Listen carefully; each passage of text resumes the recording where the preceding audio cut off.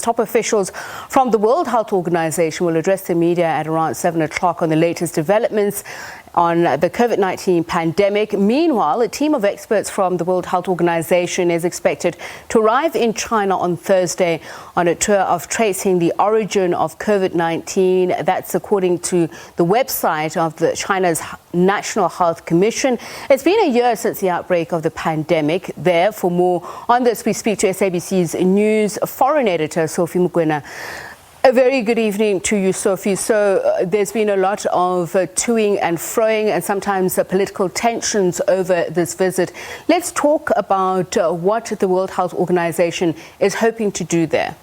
Well, you know that since the pandemic was declared around the world, many people have been asking whether China was upfront in terms of information. China is arguing that indeed they did communicate on time. You know that they made an announcement on the 31st of December 2019. It was a New Year Eve, and I think many people were not bothering in terms of really looking at what was happening around the world. And then later we know that the WHO did send a team coming back. They did declare a pandemic, and then thereafter there was a constant communication. But this question of what happened it still has to be really exhausted. But China feels they have done enough, but other countries don't feel that it is clear in terms of what has happened. That has even led to the outgoing president of the United States of America, Donald Trump, pulling out of the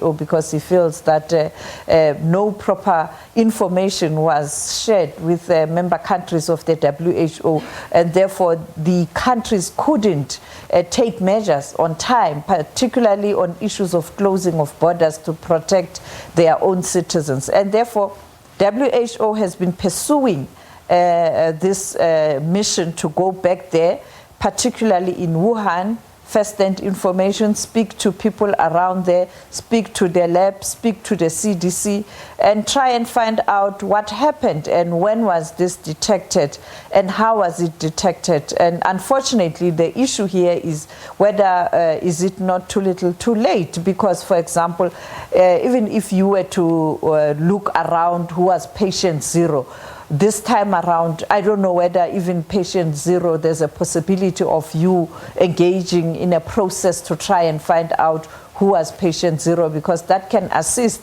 in terms of dealing with this pandemic. We know that in 1918, during the outbreak of the pandemic, even to date, we don't know who was patient zero. Therefore, the more you delay, the more you create a problem. And I think last week, the WHO was quite hard on China.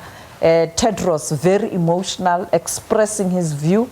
And he's feeling that he's not happy that China was kind of delaying the mission. And now we are told the team will be in China on Thursday. That includes Ellen Johnson Sirleaf, the former president of Liberia, who's part of that team. I don't know whether she will be going with all the challenges of COVID-19, but indeed the team is expected to be in Wuhan on Thursday.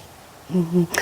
That's SABC News foreign editor Sophie Mokoena, and of course we will bring you live that WHO briefing from Geneva later on.